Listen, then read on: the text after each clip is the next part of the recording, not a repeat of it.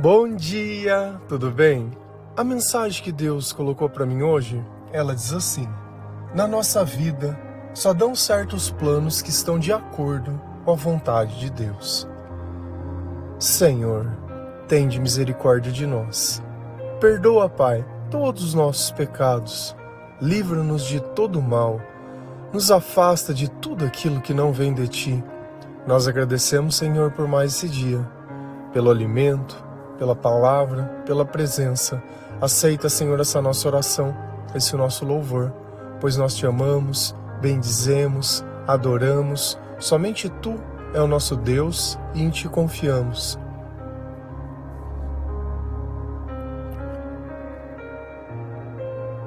Cada pessoa, ela tem um sonho, mas nem todo sonho vem da vontade de Deus.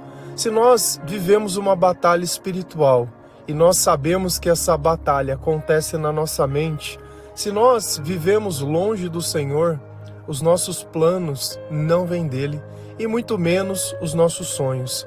E essa é a razão que a maioria deles fracassam e não se realizam. Porque o diabo, ele quer nos destruir aos poucos. Porque tudo que ele oferece é uma ilusão onde nós não temos satisfação. Então a vida se torna uma eterna busca de tentar encontrar a pessoa certa, o trabalho certo, a oportunidade certa e as coisas certas. E assim nós vivemos gastando tempo. E quando percebemos, os nossos cabelos já estão brancos, né? Você já está marcando para fazer um botox, porque você não tolera uma ruguinha e nada. Nós tentamos demonstrar através do nosso corpo que o tempo não passou. E aí nós buscamos procedimentos e essas coisas e mais dinheiro. Quando a gente fala em dinheiro, nós estamos falando em tempo, porque o que as empresas compram de nós é o nosso tempo. E assim, nessa gastança de tempo, tentando encontrar um lugar ou um motivo, algo que tire esse vazio de dentro do peito, essa solidão, essa dor, essa tristeza, e tudo parte dos nossos pensamentos. A satisfação só existe se o Senhor estiver do nosso lado. Graça é quando nós nos sentimos perdoados. Paz é a presença do Espírito Santo, assim como o amor, a alegria e a felicidade. Conforme nós vamos cansando de tentar fazer as coisas, nós vamos criando os planos cada vez mais longes. Pensando que se mudasse de cidade, se mudasse de vida, se mudasse de casa, se trocasse o relacionamento, se trocasse o trabalho, as coisas seriam melhores. E assim nós vamos criando planos longe de Deus. Porque se a motivação é a insatisfação, você não deveria estar se movendo por causa disso. Porque você não está trocando de lugar, porque o lugar é ruim, mas porque você não consegue reconhecer, por causa do teu orgulho, que o que está faltando na tua vida é Deus e não outro tipo de coisa. Se a gente vai lá em Tiago 4, versículo 13 a 16, a palavra do Senhor ela diz assim: agora escutem, vocês que dizem, hoje ou amanhã iremos a tal cidade e ali ficaremos 1 ano fazendo negócios e ganhando muito dinheiro. Vocês não sabem como será a sua vida amanhã, pois vocês são como uma neblina passageira, que aparece por algum tempo e logo depois desaparece. O que vocês deveriam dizer é isto: se Deus quiser, estaremos vivos e faremos isto ou aquilo. Porém, vocês são orgulhosos e vivem se gabando. Todo orgulho é mau. Então, quem está conversando conosco? Tiago. Quem é Tiago? É o irmão do nosso Senhor Jesus Cristo. E a quem ele está direcionando essa carta? Aos judeus que estavam espalhados. E por que eles estavam espalhados? Porque eles estavam sendo perseguidos e porque a mensagem de Deus estava sendo pregada. Então, a cada nova cidade, novos convertidos começavam a existir. Um ponto interessante: Tiago só começou a crer em Jesus como divino após a ressurreição, porque eles, na família de Jesus, meio que achava que ele era meio maluquinho, meio louquinho. Quando a gente começa a ler a palavra de Deus, tentando imaginar o que eles estão sentindo, pensando e se colocando no lugar, a gente percebe que por todos os lados eles estavam sendo pressionados. Mas ainda assim, ao invés de dar uma desculpa para não fazer, eles cumpriam fielmente tudo aquilo que Deus colocava dentro do coração dele. E a carta, na verdade, de Tiago, são 5 capítulos, né? Nesses capítulos que ele diz, ele fala muito sobre o comportamento, sobre a fé verdadeira e como nós devemos nos portar. Então, baseado nisso e entendendo um pouquinho sobre isso, ele começa a falar sobre o quê? Sobre os planos, que é a base da nossa frase de hoje. Agora escutem vocês que dizem. Para mim poder dizer algo, eu preciso pensar. Então, poderia também dizer vocês que pensam. E o que pensa? Hoje ou amanhã iremos a tal cidade. Então ele já criou um plano. Olha, nós vamos para tal lugar. É errado planejar? Não. Só que na verdade, quando nós estamos tomados pelo Espírito Santo, nós não pensamos nas consequências de nada. Se nós teremos isso ou teremos aquilo. Porque quando é por Deus, Ele provê. Tanto quando os discípulos eles vão fazer as primeiras evangelizações, que eles saem de 2 em 2, Deus falou, ó, não levam um segundo par de sandálias, não levam o que comer, não levam a segunda troca de roupa, não leva nada. O que vocês tiverem que receber, eu vou prover no meio do caminho para vocês. E confiar em Deus é justamente isso. Existem diferenças, né? Porque também tem uma passagem que ele fala que antes de você construir uma torre ou construir uma casa, você tem que ter o suficiente. Mas se aquela casa for feita pela vontade de Deus e não por um plano nosso, é diferente. E aqui nós temos que aprender a distinguir a que ponto da nossa vida nós estamos vivendo a vontade de Deus ou usando Deus para viver as nossas vontades. Através das nossas orações nós conseguimos perceber isso. Você tem agradecido a Deus ou tem pedido a Deus?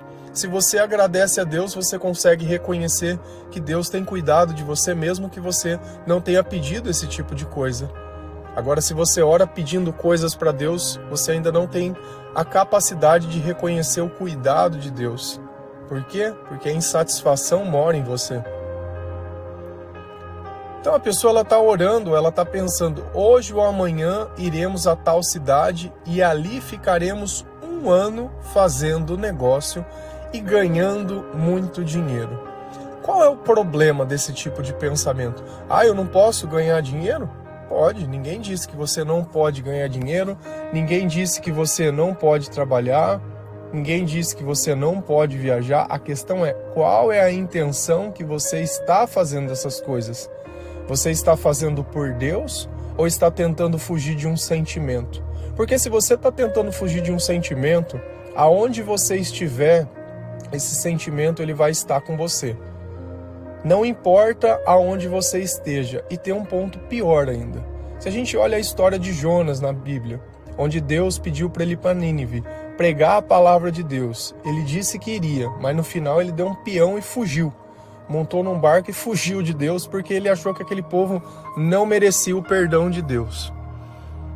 O que aconteceu naquele barco? Foi só desgraça. Aonde Jonas estava, enquanto ele estava desobedecendo a Deus, só acontecia desgraça. Será que a desgraça que acontece na nossa vida, desgraça, falta de graça, ela não está relacionada à desobediência de Deus, ao orgulho? Será que os planos que fracassaram na minha vida não foi eu seguindo o diabo e ele querendo me destruir? Porque se nós vivemos a batalha espiritual, um quer abençoar, só que eu dependo do arrependimento para chegar à bênção, eu dependo da obediência para poder receber o reino de Deus, fazer a vontade de Deus, e existe um que só quer me destruir, quer roubar, matar e destruir. Quem será que está governando os meus pensamentos? É só você olhar o resultado dos seus planos. Eu posso estar fazendo algo junto do Senhor e às vezes aquilo não dá certo naquele momento? Sim, citamos o exemplo de Paulo quando ele queria entrar na Ásia pregar e Deus disse, você vai para Macedônia. Não tem problema dar errado alguma coisa. O problema é quando dá errado e você sofre por ter dado errado, você se frustra, você se decepciona. O meu trabalho, enquanto eu faço programa de computador, todos os dias é dar errado, porque dá mais errado que certo. Mas conforme vai dando errado, a gente vai consertando e o negócio vai funcionando, e devagarzinho, é dia a dia, sabe? São detalhes, e se não tiver 100% certo, não funciona. Então, para mim, o erro ele é muito natural, ele faz parte do processo de aprendizado. Quem tenta se vender de perfeito é um conjunto de erros que, através das palavras, da gritaria, né, tentando oprimir a outra pessoa, tenta vender uma qualidade aonde não pode. E se você demonstra por fatos, ele vai se vitimizar, ou vai dizer alguma coisa do passado, ou vai falar sobre você. Sabe? Não tem maturidade espiritual para entender aonde está o problema. E aqui o pior de tudo, desse tipo de pensamento, é que ele já determinou o sucesso. Nós vamos ficar lá e vamos ganhar muito dinheiro. Então para que serve Deus? Sempre a gente tem que pensar, se você pode amar sem Deus, para que serve Deus? Se você pode conquistar as suas coisas sem Deus, para que serve Deus? Deus ele serve, sabe quando? Quando você percebe que o remédio não faz efeito, quando o médico não sabe o que fazer, quando o exame dá algo ruim, quando você já não tem mais um amigo ou uma amiga para poder te ajudar, quando os teus planos fracassaram de um ponto que você já não tem mais o que fazer, quando você não sabia o valor das coisas que você tinha e perdeu tudo. Então, será que quando nós planejamos sem Deus as coisas dão certo? Tem pessoas que têm diplomas na parede. Foram planos sem Deus, porque elas não trabalham com nada, não abriu uma oportunidade naquilo. E às vezes faz uma faculdade inteira gastando dinheiro, porque não é barato para se fazer, e no final não usa aquilo, porque não gosta do que faz. Fez porque o pai pediu, porque a mãe pediu, porque era o que tinha. Então, será que eu tenho que fazer só o que tem? Será que eu não tenho que esperar? Será que eu não tenho que sentir? Será que Deus não preparou um lugar?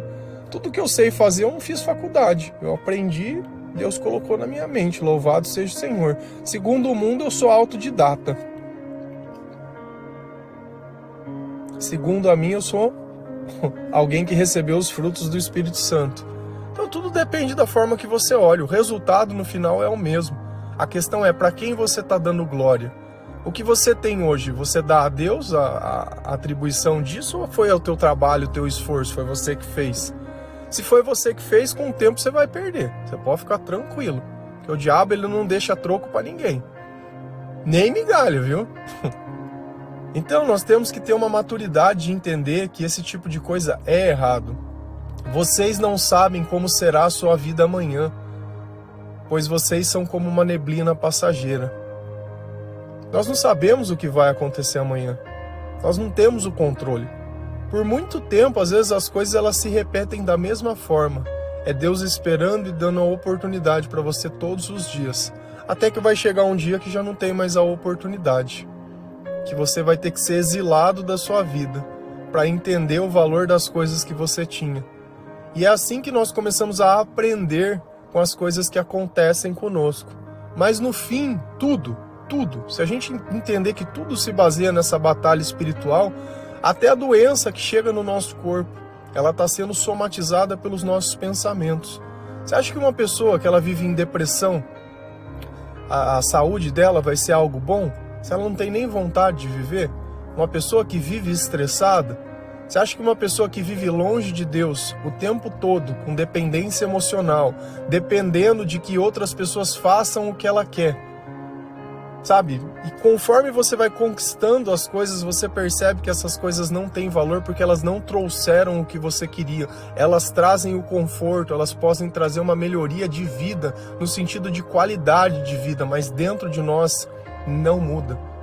E é nesse ponto que os psicólogos aparecem, os psiquiatras aparecem, as viagens aparecem, né? E aquela busca para mais longe aparece. E se não dá certo, aí começa a tomar um negocinho aqui, um negocinho ali. E dependendo de onde você está tomando esse negocinho, você vai conhecer pessoas. E de acordo com que você conhece pessoas, você conhece outros que fogem de maneiras diferentes. Ó, experimenta isso daqui, faz isso daqui, pega um hábito ali, pega um vício ali. E assim a tua vida ela vai saindo de um estado onde era tão simples resolver o problema se você começasse a ler a Bíblia, orar, louvar a Deus, ouvir os louvores e fazer de consertar esse problema por um problema que é muito maior. Porque cada vez que a gente vai destruindo os nossos recursos, porque é aquilo, nós recebemos, mas iremos perder tudo. Porque Deus não está conosco. Se eu não tenho sabedoria para administrar aquilo que eu tenho, eu vou acabar sem nada. Isso não é jogar praga nem nada, mas, infelizmente, longe de Deus, o que existe é a escuridão. Se nós vivêssemos na escuridão, e nós vivemos na escuridão, graças a Deus nós temos o sol por um determinado momento. Mas vamos imaginar que nós estivéssemos 100% na escuridão o tempo inteiro. E tudo que nós temos são lanternas. Será que eu não ia acabar gastando todo o meu dinheiro em pilhas? E ia chegar uma hora que eu não ia ter mais pilha nenhuma, porque eu não tenho mais dinheiro, e aí eu ia ter que aprender a viver no meio da escuridão. Então, quando nós, ao invés de buscar a luz, tentamos viver no meio da escuridão, tentando arrumar soluções, é exatamente isso que a gente faz. No final, a escuridão vai vir de qualquer jeito. De qualquer jeito.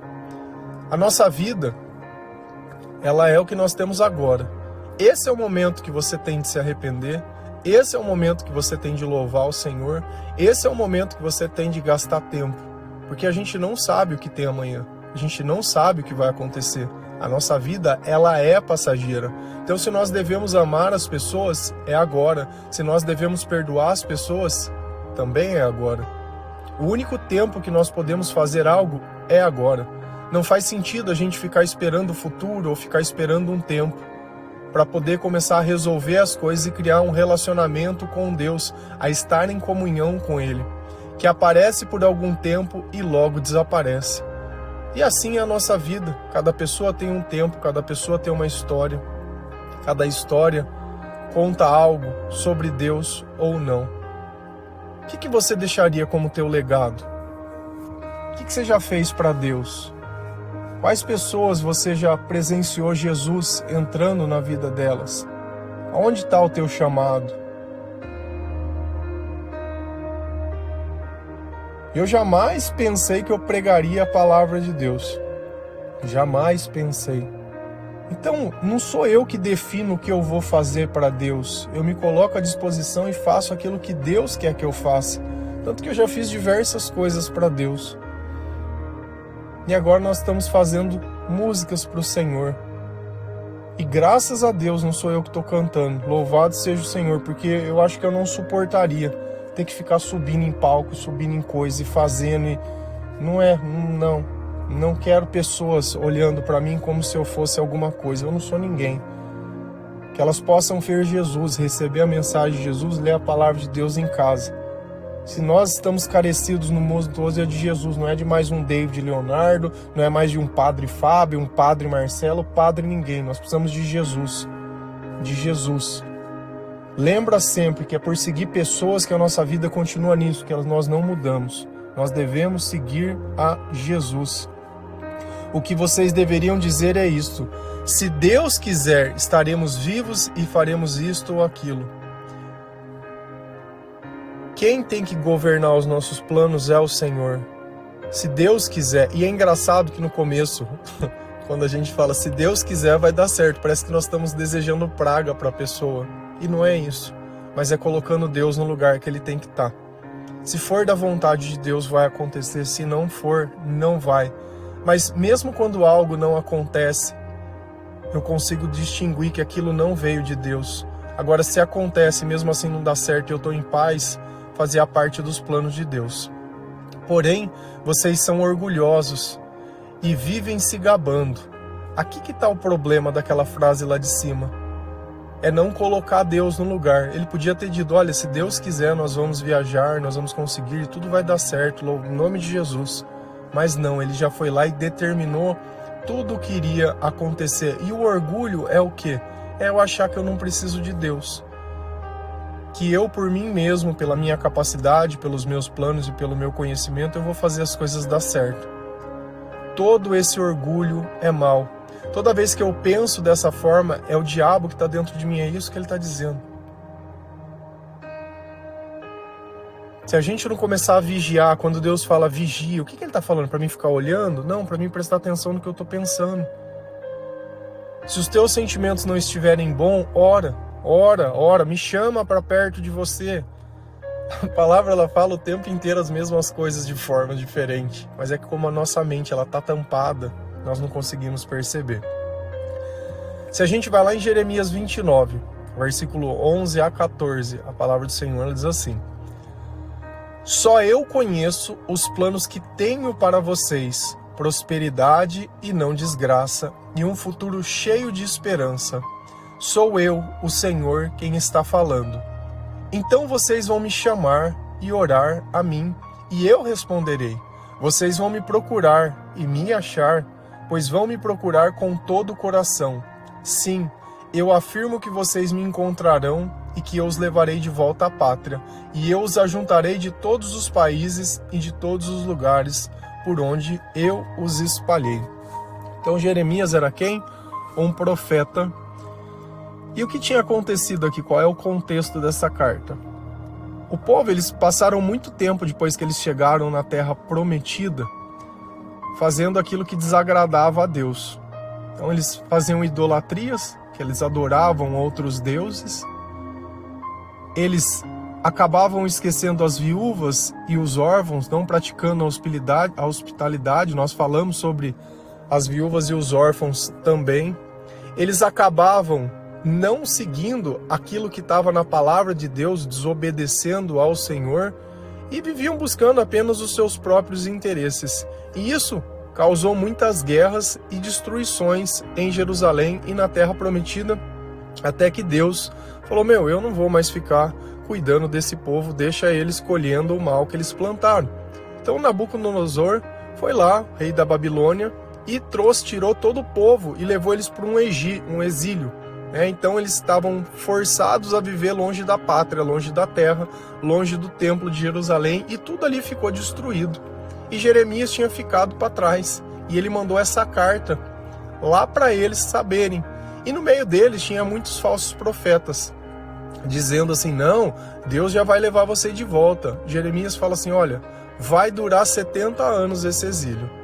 Vocês podem construir a casa de vocês aí, vocês podem fazer as plantações, vocês podem conviver com essas pessoas, tenham filhos nesse lugar, porque isso daí não vai passar já. Só que orem para essas pessoas para que vocês possam viver bem com essas pessoas que estão aí. Então o exílio ele era necessário para quê? Para que eles pudessem comparar a vida que eles estavam levando ali com a vida que eles levavam lá atrás, o que era viver junto do Senhor e o que não era viver junto do Senhor, porque eles tinham esquecido. E é isso que ia acontecendo em cada geração, cada uma se esquecia do que tinha acontecido, e a palavra cada vez mais perdida, e a palavra cada vez mais distante, e o povo cada vez mais buscando imitar o comportamento de outros povos que estavam ali. Até mesmo os sacerdotes, eles adulteravam a palavra, eles adulteravam as coisas e tiravam vantagem do povo. Então a gente vê que isso também existe de alguma forma hoje. E nessa carta ele disse: olha, eu vou falar algo para vocês, mas prestem atenção. Só eu conheço os planos que tenho para vocês. Deus ele tem um plano, isso é fato. A questão é, você conhece o plano de Deus? Se você nunca sentiu paz, se você nunca orou a Deus sem interesse, se sempre as tuas orações ou a tua fé depende da igreja, o que aconteceu na época da pandemia que estava tudo fechado? Você se sentiu perdido, desamparado? Se não tivesse acontecido aquilo, nós não teríamos o devocional, porque foi justamente isso que me motivou. Tinham muitas pessoas com medo, muitas pessoas trancadas, muitas pessoas que não tinham para onde ir, o que fazer. Então foi a ideia que Deus colocou, entre aspas, dentro do meu coração para poder fazer. Na simplicidade, mesmo sem muita capacidade. E curioso que já fazia 3 anos que eu estava lendo a Bíblia todos os dias para poder começar a fazer. Então olha como Deus, 3 anos antes, ele já vinha influenciando, ele já vinha dizendo. Veja como sempre ele dá tempo para que nós possamos nos preparar. Então Deus ele conhece os planos. E quais são os planos de Deus? Prosperidade e não desgraça. Quando Deus entrar na tua vida da forma que ele tem que entrar, quando você colocar Jesus no lugar dele, em primeiro lugar, amar ele sobre todas as coisas, obedecer ele, colocar o reino de Deus em primeiro lugar e a sua justiça, aí sim as coisas elas vão começar a sobrar e não a faltar. Planos de prosperidade e não desgraça. e um futuro cheio de esperança. Esperança é a capacidade de esperar sem sofrer, sem sentir ansiedade, que a maioria das pessoas relata que sente ansiedade.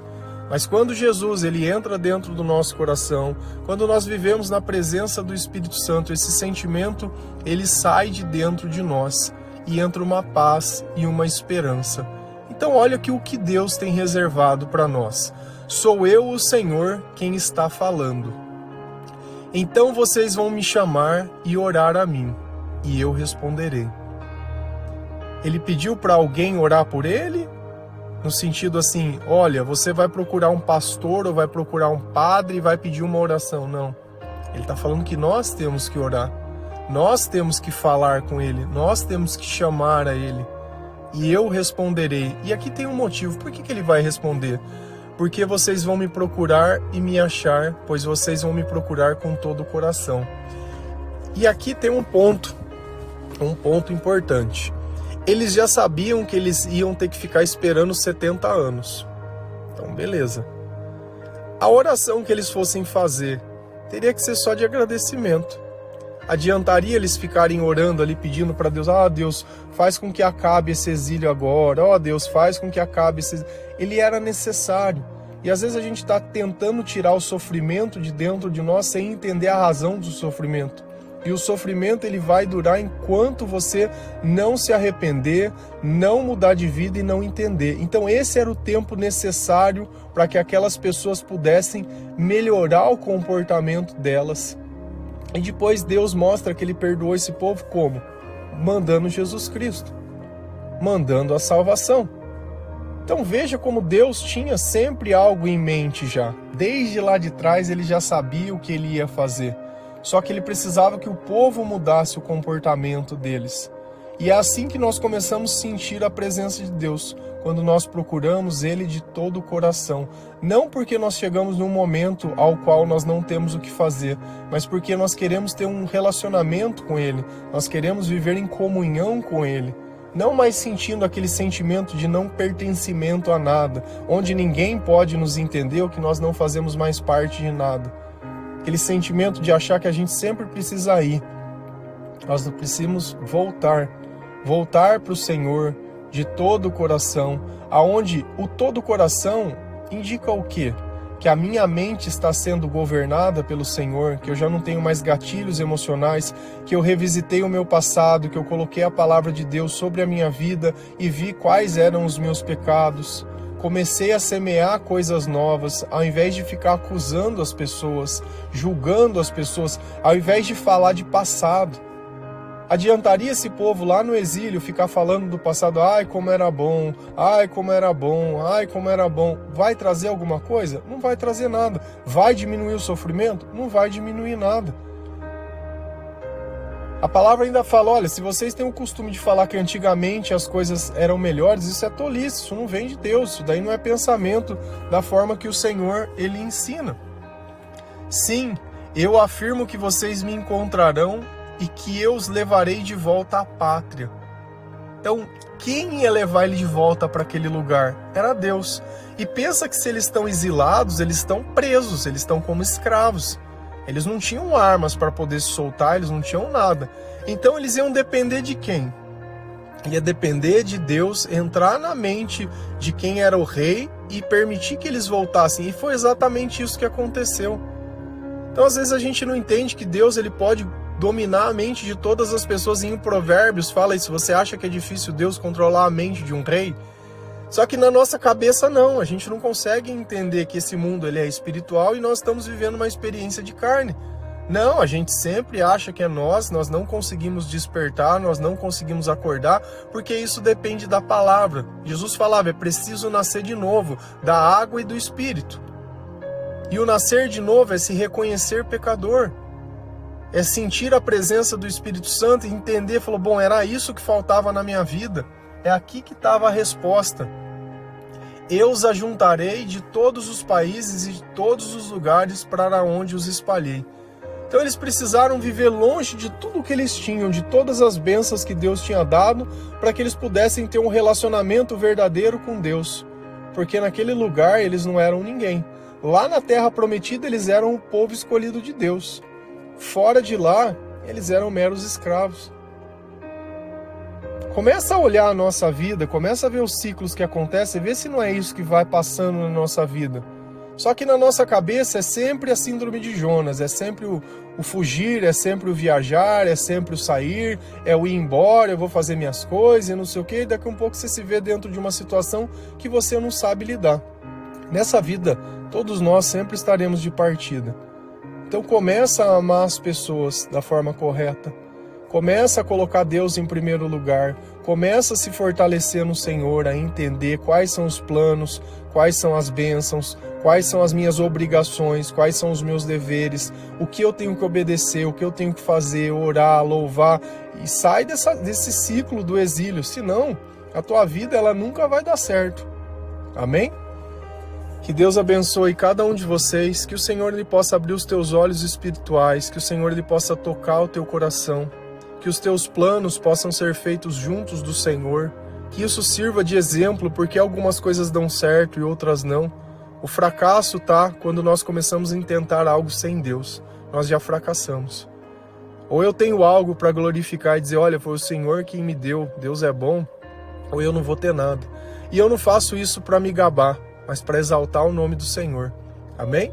Que Deus abençoe cada um de vocês. Feliz a nação cujo Deus é o Senhor. Um bom dia.